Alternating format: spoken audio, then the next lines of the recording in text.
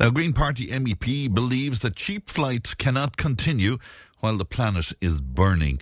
People can decide to take a last-minute trip away after finding some cheap flights online or base their summer holidays around the most affordable destinations. But as the global environmental crisis worsens, inexpensive flights may become a thing of the past. For more on this now, I'm glad to be joined by Eoghan Corry, who's editor of Air and Travel. Eoghan, good morning to you. Good morning, Fran. We've been talking about that for the last 45 minutes at the Aviation for Europe conference here in Brussels. So, very timely question, very timely interview. Very good indeed. And what are you hearing on this, Eoghan? Because a lot of people are up in arms at the MEP's outburst on this. Yeah, it's a pretty simple solution that some of the people from that sort of end of the green debate are saying is that if you price flights out of the reach of most people, it'll be of environmental benefit. Obviously, that has bigger implications for economic, for tourism, for farming, for the industry, needless to say as well. Yeah. It's not really a mainstream proposition. What we're seeing is various measures to try and keep flying at something like the level that it is, and keep connectivity at the level as it is, and to reduce emissions. One of the ways to do that is by newer aircraft. Ryanair say that their carbon emissions will go down as they grow. They have 450 aircraft at the moment. They're going to grow to 650, which is sort of a nightmare scenario from that Green MEP's point of view, because he will be ferrying people the length and breadth of Europe, but it will be done with lower carbon emissions. The other thing they're looking at is sustainable aviation fuel. The idea is to get 90% of their fuel completely green by 2030. Now, there's a lot of problems with aviation, and one of them is that first of all, the sheer volume of carbon emissions, but second of all, is the height at which they're emitted, which accentuates the damage. And they're the big issues that aviation is facing and has to engage the debate on. And at the moment, I don't think they have done enough to make a serious impact on that debate. Yeah, the MEP in question is Ciaran Cuffe, and he was making the point that he works in Brussels a lot, and he was talking about going to a conference in Vienna in May, and he was going to go on a night train, get into the train, fall asleep, wake up refreshed, and the like in Vienna. But from a carbon point of view, is that hugely less? It is an interesting one, because when the people talk about aviation, and it's a big debate in France that internal flights should be discarded or banned on routes that have fast trains, from cities that are linked by fast trains. A good example would be the Paris-Lyon pairing, which has very little aviation, no aviation now, and Madrid to Barcelona, nobody flies that because there's a fast train. That's pretty...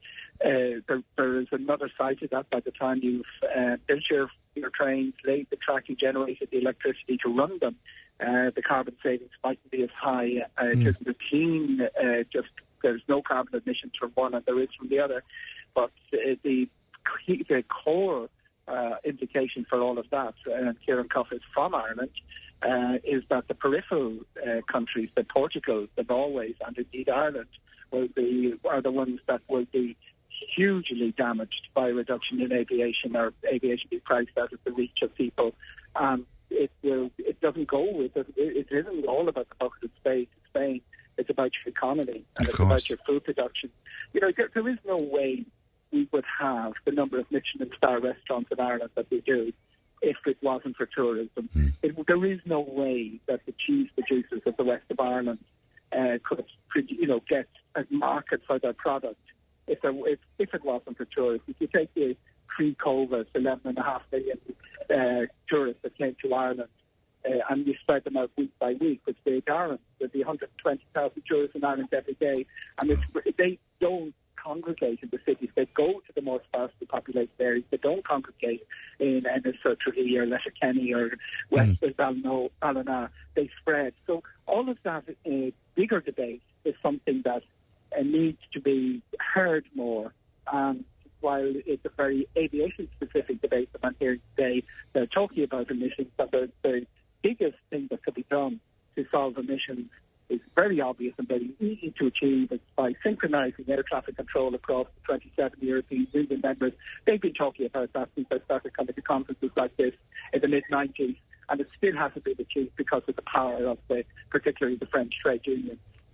It's very interesting. So the way forward really is, a lower carbon footprint for the aviation industry, because we're not going to want to stop flying. It's as simple as that, really, isn't it? And how they achieve that and how fast they achieve that, and they have to put the burner under their backside to actually move faster on that. But with the aircraft, the newer aircraft are more efficient. And Europe doesn't suffer enormously for that because most of the Europe airlines have pretty modern aircraft. The fleet is very modern compared with the United States, for instance. But there are other aviation issues, and a huge aviation issue is that military aircraft are not included in this. So all of that are things that the aviation industry can start addressing in itself before it starts taking on the other questions. Just finally, if I could put it to you, and I know you're busy today, Eoghan, but the huge numbers that we're all seeing now with more COVID infections, is that playing into travel and people's decision to travel? Are there cancellations based on that? Where are we? Not really. The relationship between COVID and travel was always tenuous. But we had stats that they came to walls with the great HSE, hack, was that 0.7% of infections were related to travel. And that's pretty much the international across the. So when you had governments imposing very severe lockdowns, they also stopped travel, really for almost for optics, to sort of give the impression that that people weren't that the restrictions on local travel would also apply to people travelling internationally. That whole debate has gone away. It's interesting that even the Brits are talking this morning about their new contingency plans for new variants, that they've said that the travel restrictions is not one of the things that they're considering. And the removal of travel, the countries that didn't have travel restrictions didn't have any different COVID infection rates than the ones that we were one of the most severe, and we were the first or the second highest case rate in Europe, and we had those restrictions. So what we've seen is a switch of emphasis away from country of origin to vaccination status. That was the big achievement of the digital COVID cert last July. But we still haven't seen a synchronised approach to COVID, and we are very vulnerable to countries starting travel restrictions again. We still, for instance, don't have a synchronised approach to the locator fund. They're complicated, and they are deterring people from travel.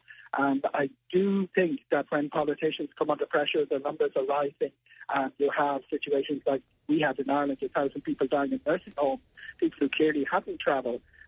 Politicians tend to use travel as a deflection, or to say, what am I going to do? I can't think of anything else but close down international travel. It's very interesting indeed. Eoghan, thanks very much for making time for us. Thank you, and bye-bye to you. Now, it's Eoghan Corry there live from Brussels today. And Eoghan, of course, is editor of Air and Travel Online. Eoghan was very interesting articles on that if you want to have a look as well. 1800 938 007. The text and WhatsApp is 083 311 3311.